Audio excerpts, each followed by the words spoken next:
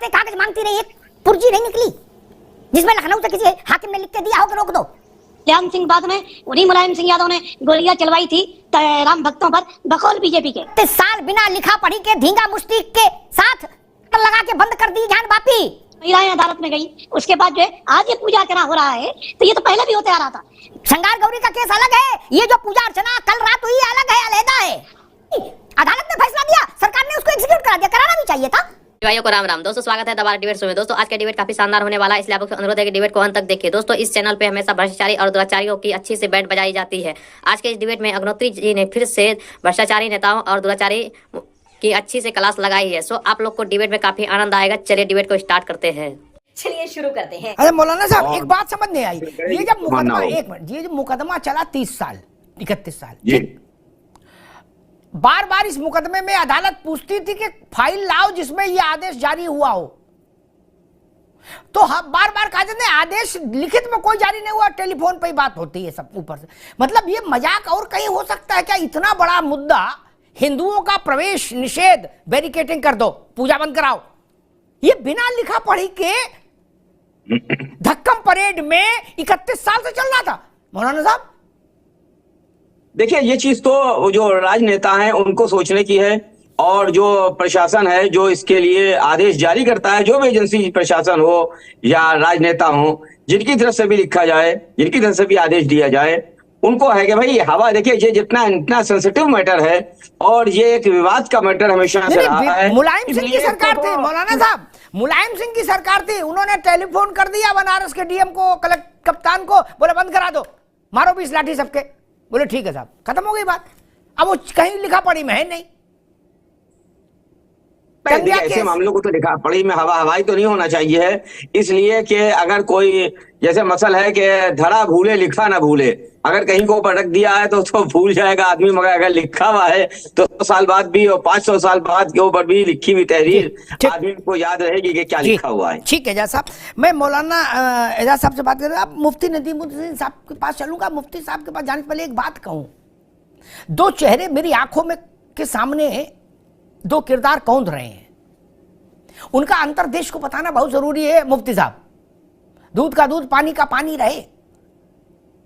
एक चेहरा है कल्याण सिंह का, एक चेहरा है मुलायम सिंह जी का। मुलायम सिंह जी के समय में हुआ ज्ञान वापी में हिंदू का प्रवेश रोक दो, बैरिकेड करो, बाड़ेबंदी करो, नंदी को इधर ले आओ, सब बंद कर दो, केवल नमाज चलेगी।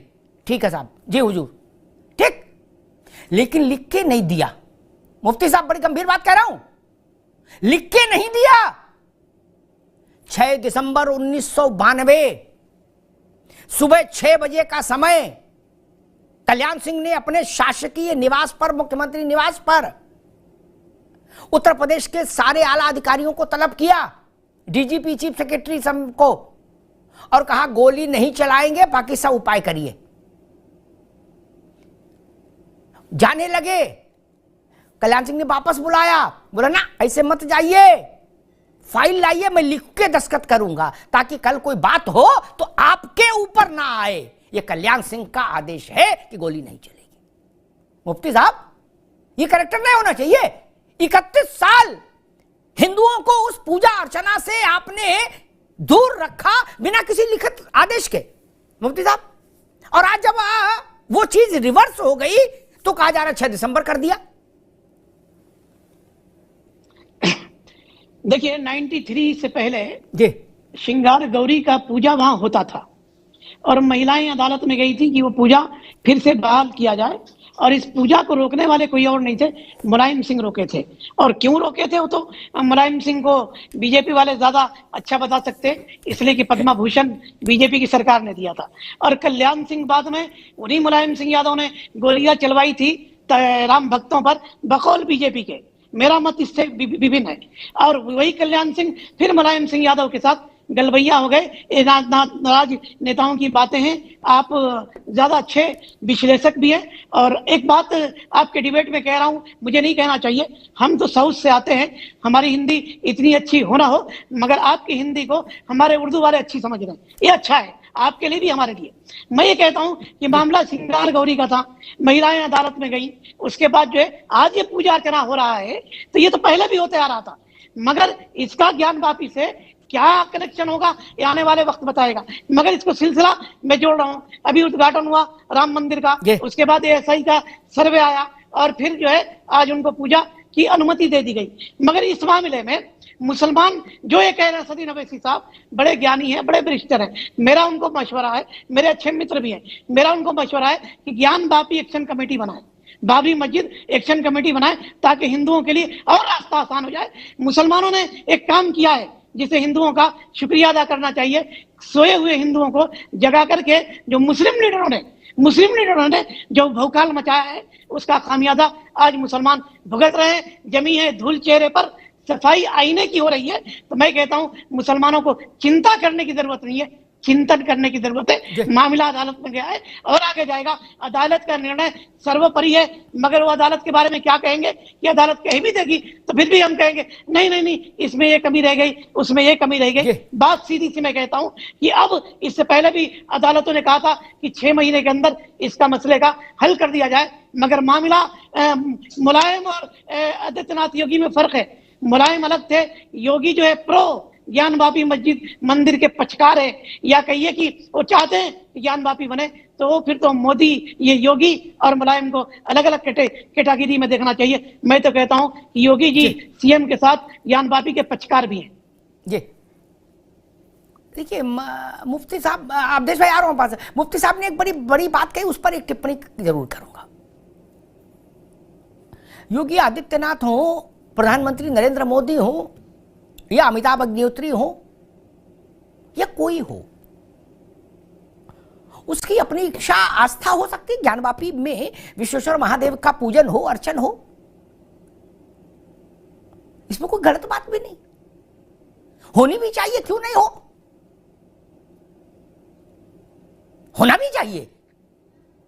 अगर हम अपने आत्म तत्व पर ही स्वाभिमान और आत्मसम्मान नहीं उसके साथ रखते हैं तो हम देश की भी पूजा अर्चना नहीं कर सकते। फिर होना चाहिए, लेकिन यह भी ठीक है कि हम अपने को संविधान और कानून के दायरे में बांधकर चलते हैं। मुफ्ती साहब 31 साल बिना लिखा पढ़ी के धींगा मुश्ती के साथ बाड़ लगा के बंद कर दी ज्ञान वापी। श्रृंगार गौरी का केस अलग है, ये जो पूजा अर्चना कल रात हुई अलग है, अलहदा है। वो मुकदमा अलहदा, ये मुकदमा अलहदा। किस माई के लाल ने इसको कैसे बंद कर दिया? दुनिया के और किसी मुल्क में ऐसी हिमाकत हो सकती है क्या? और जिन्होंने बंद किया था उनमें अगर इतनी हिम्मत नहीं थी कि लिख के दे दे तो पर्दे के पीछे से तीर चलाएंगे क्या? इसमें कोई बुराई नहीं। अदालत ने फैसला दिया, सरकार ने उसको एग्जीक्यूट करा दिया, कराना भी चाहिए था। क्या अदालत ने ये तो कहा नहीं था कि 7 दिन से पहले पूजा नहीं करवाओगे? उसने कहा था मैक्सिमम टाइम 7 दिन तक है, 7 दिन तक के भीतर सब करा दो व्यवस्थित। ठीक है, करा दिया। मैं तो सोच रहा था सरकार को बधाई देनी चाहिए। अयोध्या में जब ताला खुला था मुफ्ती साहब 1986 को,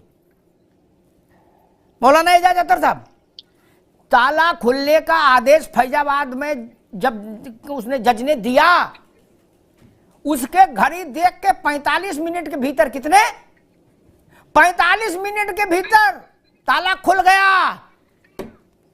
सियावर रामचंद्र की जय हो गई थी। उतनी देर में तो कापी भी नहीं आती, तब तो कोई व्हाट्सएप और इंटरनेट भी नहीं था। क्या हो गया था ना, तो क्या बुराई है, यहां भी हो गया। खैर डॉक्टर अवधेश, वहां क्या होना चाहिए नहीं होना चाहिए अदालत में विषय है, लेकिन ना एक विषय इसमें प्रशासनिक दक्षता और प्रशासनिक ईमानदारी का भी खड़ा होता है। इतने बड़े धार्मिक सामाजिक मसले पर कोई सरकार चुपके से छुप के कम्बल ओढ़ के पूजा बंद करा देगी और उसमें लिख के देने का साहस नहीं। अदालतें कागज मांगती रही, एक पुर्जी नहीं निकली जिसमें लखनऊ से किसी हाकिम ने लिख के दिया हो कि रोक दो।